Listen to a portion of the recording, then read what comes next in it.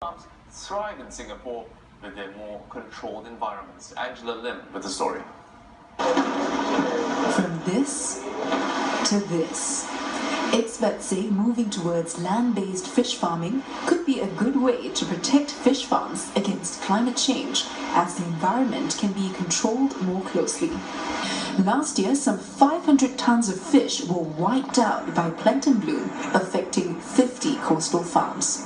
The water is just not sustainable. It's just not only in Singapore, but I'm seeing in other parts of the world, okay, where they're getting algae bloom, the increase in zoonotic disease, and with the increase in global warming, we are seeing an increase also in the area of parasites, attack.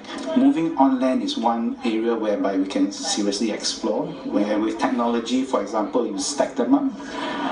It's like for lack of a better word, condominium for fishes, maybe. You stack them up, high rise, and then you are able to increase that volume on a limited or on a fixed plot size areas.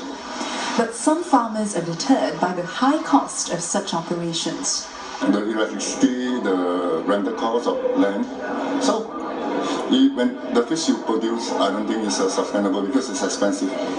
So I still believe in the sea farming.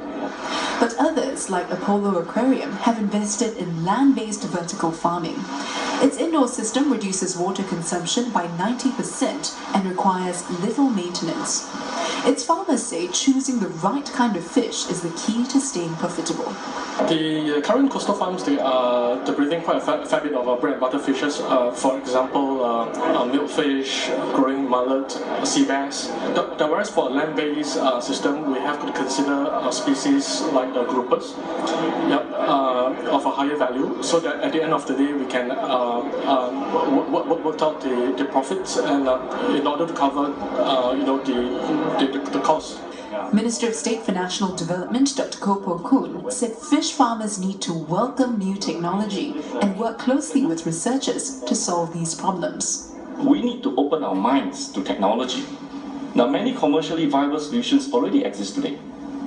But the question is, as an industry, are we open to adopting some of these measures, this technology, these tools that are out there? Some 200 experts, practitioners and students gathered to discuss sustainable solutions and the application of new technologies at Republic Polytechnic on Thursday. And here to give us his insights on sustaining the aquaculture industry in Singapore, we're joined by Associate Professor Matthew Tan. He is co-chair for Sustainable Development in Agriculture and Fishery sectors for the APEC Policy Partnership on Food Security. Good to have you with you, Matthew. Thank you. Matthew, let's just get to the crux of it. Is land-based farming really the way to go, especially given Singapore's land scarce situation? I think we really don't have a choice, given the fact that you see in the last 6 months, it's like every other 6 months we're getting an algae bloom, and sea farms is the way, it's much cheaper, but if you were to understand, the catastrophic that has struck many of the sea farms, I personally believe that land-based farm is the way to go, yes. Professor, so you've talked there about, the catastrophes that some fish farmers have seen. We just saw in that story, though, one fish farmer saying that in the case of this particular type of farming, the cost may be prohibitive, that they can be quite high as well. So what research is actually being done to ensure that this system would be sustainable in the long run for those fish farmers? Okay, now other than the land costs and infrastructure costs, which is really a standard thing, the three main cost items would be utilities. Okay, the use of electricity. Obviously in the sea farm, there's no need for electricity, so the utilities. And then the next one will be mitigating of the heat. Okay, because in the hatchery, you do not want the heat to build up. And last but not least, it's just the feed. Okay, currently for most floating sea farms, a lot of them, a good size of them, are still using the trash fish. But when you move to a land-based farm, okay, you need to switch to what I call a dry feed. Okay, and the cost of the feed is 40%. So in terms of research, from where I come from, in my company and even at NTU, we are looking into the use of renewable energy. Okay, hopefully within the next 18 to 24 months, we will have the first land-based farm that is completely run on renewable energy, and then we're looking into the use of functional feed. And that is really important because a feed is about 40% of a farmer cost. And many a times, due to indiscriminate, feeding, and you do not really monitor, are the fish really eating the feed. And this has resulted in widespread wastages.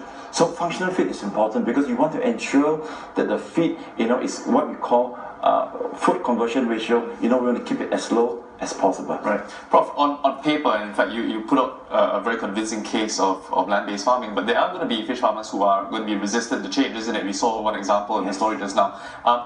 For those of them who are resistant and choose not to go into land-based farming, how can we overcome the problems that they're facing? So climate change, algae blooms and whatnot. Okay, I think we need to first of all look into the water condition.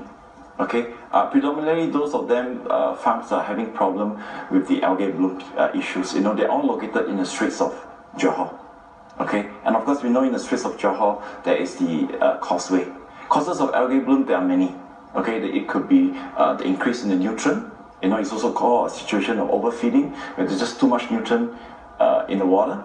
It could be a situation where the water circulation is sluggish, which is something that's been happening at the Straits of Johor. I think, moving forward, while I'm postulating that land-based farm is the way to move forward, there will still be a pocket of sea farmers that I believe they will use, but they need to select the location.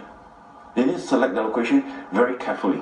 Let me give an example. If you look into overseas, like mariculture, okay, where people are using deep sea cages, okay, deep sea cages very stable, okay, but they are usually located in cove or where the islands are protecting them right at the front.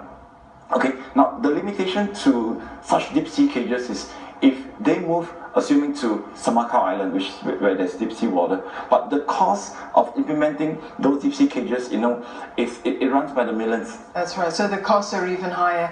Yes. Certainly, lots to consider on this particular topic, and fish farmers particularly will be very interested in understanding more of this as we go along. Thank you so much, Matthew, for coming into the studios to share that with us. We've been speaking there to Associate Professor Matthew Tan.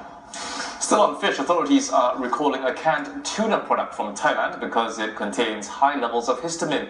This was discovered during routine food safety surveillance.